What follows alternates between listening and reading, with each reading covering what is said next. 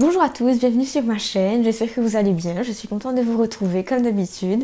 Avant de commencer, n'oubliez pas de vous abonner à ma chaîne si ce n'est pas déjà fait. Vous avez vu, il y a toujours plein de vidéos à chaque fois, toutes les semaines, donc je vous conseille de vous abonner pour rester à jour.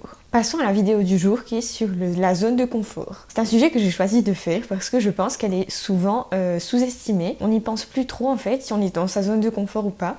Commençons par définir zone de confort. Est-ce que c'est un mot que vous avez déjà entendu? Je pense que oui. Premièrement, ça veut dire une zone où vous êtes à l'aise.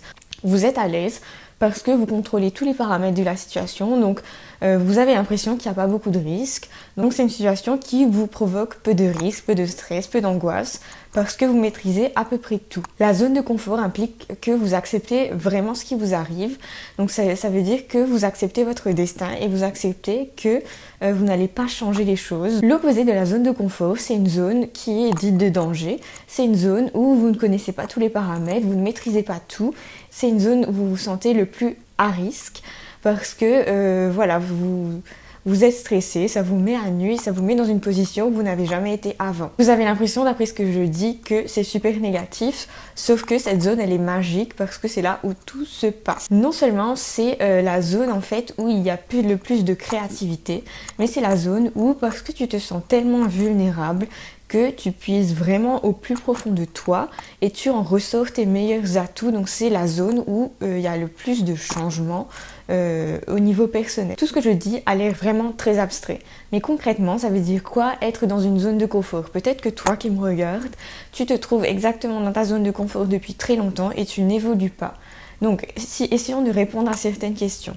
Tu es dans ta zone de confort si tu caches souvent tes émotions et ta personnalité, notamment en étant discret, en essayant de ne pas être trop vu par les autres. Si tu n'essayes pas de tout le temps faire plus, de te dépasser, d'aller au bout de tes limites. Si tu suis une routine, quelle qu'elle soit, une routine qui t'empêche d'aller plus loin, qui t'empêche d'explorer de nouvelles activités. Tu es sûrement dans ta zone de confort aussi si tu refuses de tester les nouveautés, que ce soit culinaire, que ce soit au niveau musique. Ça inclut aussi si tu ne vas jamais vers d'autres gens, si tu te cantonnes à ton groupe d'amis parce que tu ne sais pas comment faire pour aller voir d'autres gens ou parce que tu te dis que tu as déjà des amis donc tu n'en as pas besoin de plus. Pourquoi aller chercher ailleurs? Pourquoi aller chercher de la nouveauté? Tu te limites aussi si tu ne vas pas visiter des endroits nouveaux, si tu ne vas jamais en voyage, si tu ne vas jamais dans une ville que tu ne connais pas.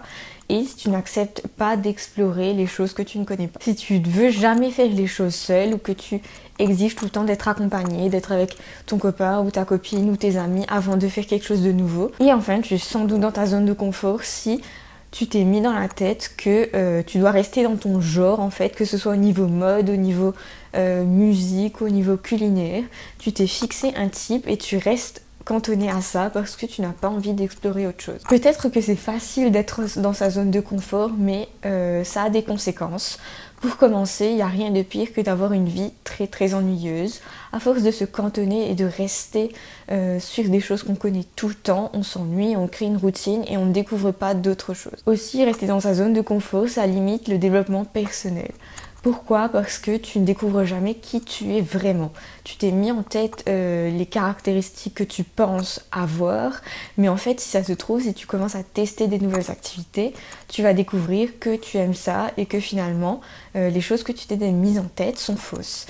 Une des pires conséquences, c'est qu'on passe vraiment à côté de beaucoup de choses et de beaucoup de gens intéressants, de gens qui peuvent affecter ta vie de manière notable et potentiellement de gens qui auraient pu te faire avancer dans tes projets personnels. On perd aussi l'opportunité de s'affirmer parce que quand on teste de nouvelles choses, forcément tout seul, c'est aussi une façon de s'affirmer, d'exprimer ses choix et de vraiment montrer aux gens qui on est. Et tout simplement aussi parce que quand on oublie et quand on n'a pas envie de prendre des risques, on ne se donne pas la chance de saisir toutes les opportunités qui nous viennent dans la vie. Et souvent, les meilleures opportunités vraiment arrivent quand on n'en peut plus, quand on est au bout de ses limites.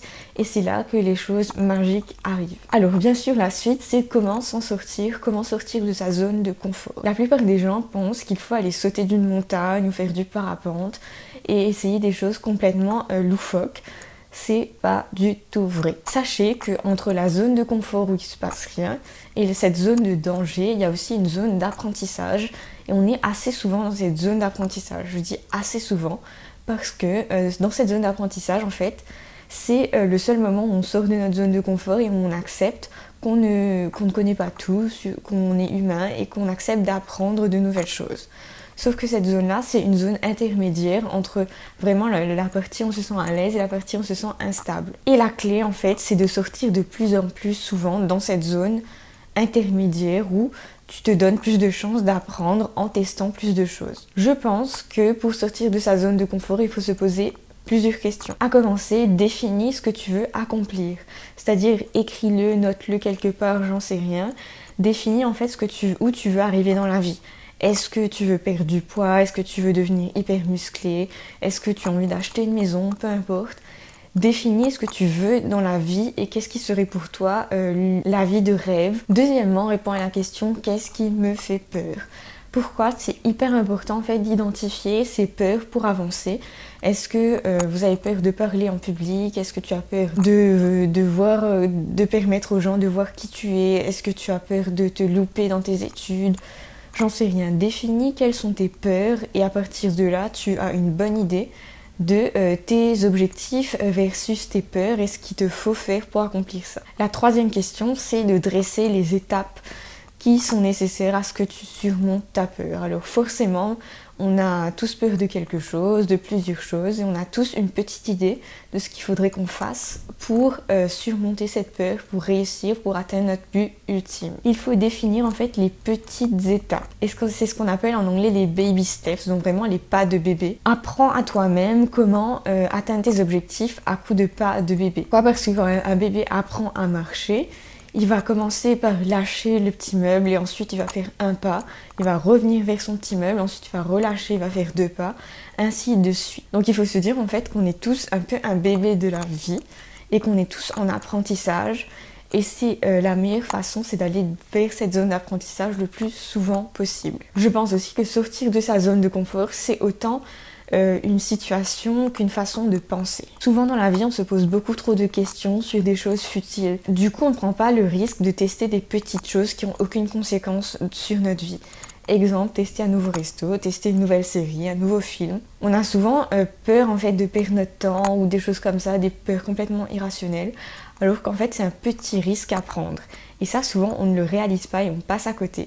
Sauf que ces petits risques, en fait, tout cumulé, ça fait aussi un grand changement dans notre vie. Une fois qu'on a accompli tout ça, il faut tout le temps se pousser vers sa zone d'inconfort. C'est-à-dire penser à la chose à laquelle vous avez peur et allez-y, faites-le dans la mesure du possible avec des risques calculés.